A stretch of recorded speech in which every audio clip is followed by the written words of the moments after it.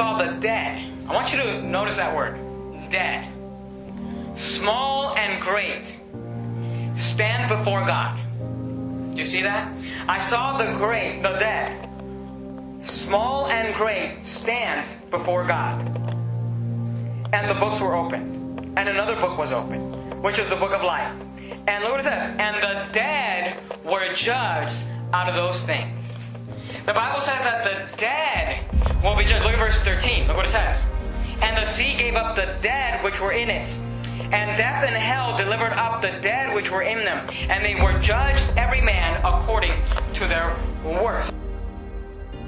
You got to get this understanding out of your head, okay? We consider death a physical death. When someone dies physically, we call them dead. That's not what the Bible calls the dead. The Bible never refers to a believer as being dead. Your body may no longer be inhabited, and your body may be, underground, but that person, if they were saved, is not dead. They are alive and well with the Lord Jesus Christ. So what the Bible considers dead is someone who goes to hell. Death is actually being in hell. When you get to hell, that's when you're dead, according to the Bible. Let me tell you something. This man right here will never die, because I will never see the flames of hell. I will never experience hell, because I've accepted the Lord Jesus Christ as my Savior. And if you're saved, you will never die. We might say you're dead, but we'll be incorrect, because you'll be in heaven. They that have done good unto the resurrection, look what it says, of life. And they that have done evil unto the resurrection of damnation. Do you see that? See, you could be resurrected to life, or you could be resurrected, the resurrection of damnation. See, the word resurrection doesn't mean be brought back to life. The word resurrection means this, to be raised up. That every mouth may be stopped, and all the world may become guilty before God. See, here's what's going to happen. These people are going to get up to God, to the great white throne, and say, God, I lived a pretty good life. God, I went to church. God, I taught Sunday school. God, I was a good mother and a good father, and I provided for my family, and I paid all my bills, and I did all these things, and I went to church, and I did all these things. And God's going to take His word. And when He compares their good life compared to this perfect word, you know what's going to happen? Every mouth is going to be stopped.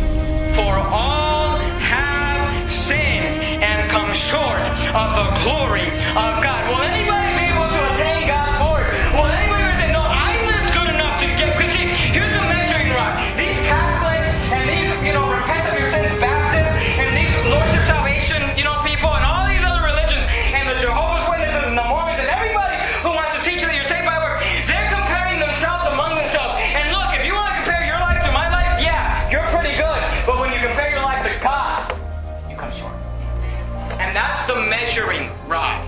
It's not, well, I'm better than so-and-so. Is, do I match up to God? And no one will match up to God. And God will judge them by their works, and they'll be found guilty. They'll be found wanting. They'll be found needing punishment for their sin. Into the fire that never shall be quenched. This is what Jesus calls hell. A furnace of fire. There shall be wailing and gnashing of teeth. They'll be judged for their works, they'll be found guilty, and then they'll be cast into the lake of fire. And then what God's going to do is He's going to actually remove hell out of the center of the earth, and He's going to put it into the lake of fire. That's what He says, in death and hell were cast into the lake of fire. This is the second death. Forever. When people die and go to hell, they go to hell forever. When they get cast into the lake of fire, they go to the lake of fire forever. Say, Pastor Jimenez, where are we going to be during the great white throne? Well, let me show you something.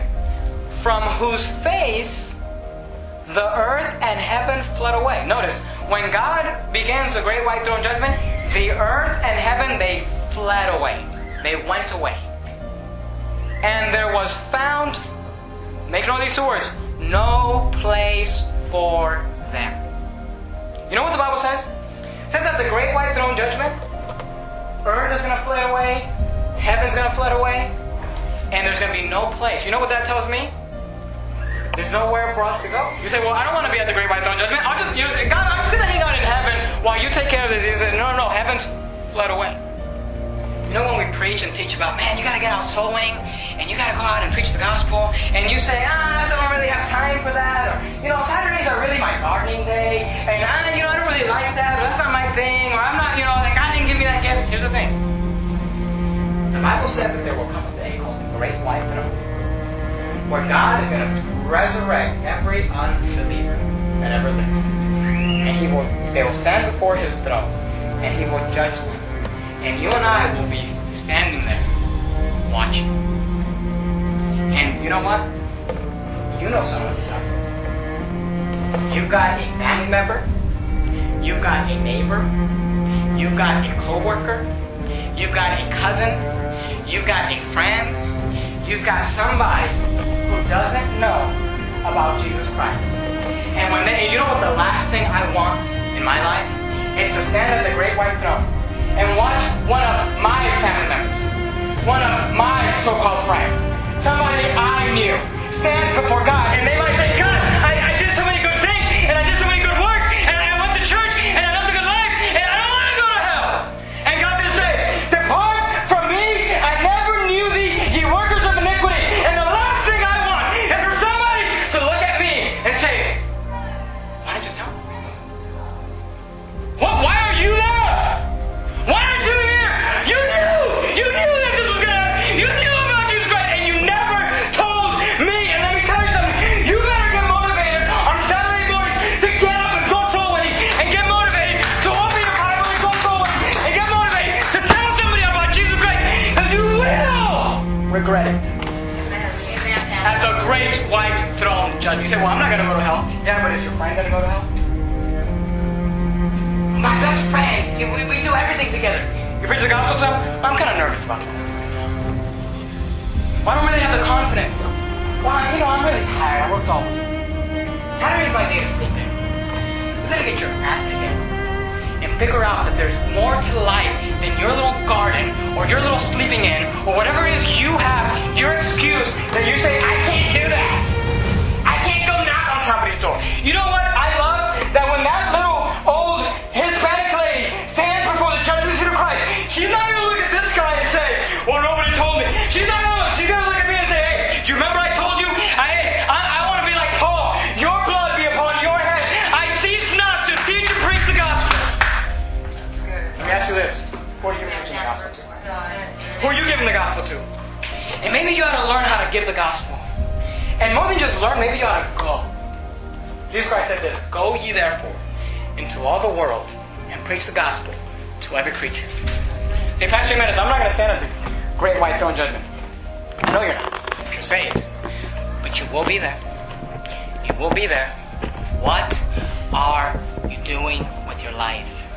The Bible says this. If our gospel be hid, it is hid to them that are lost.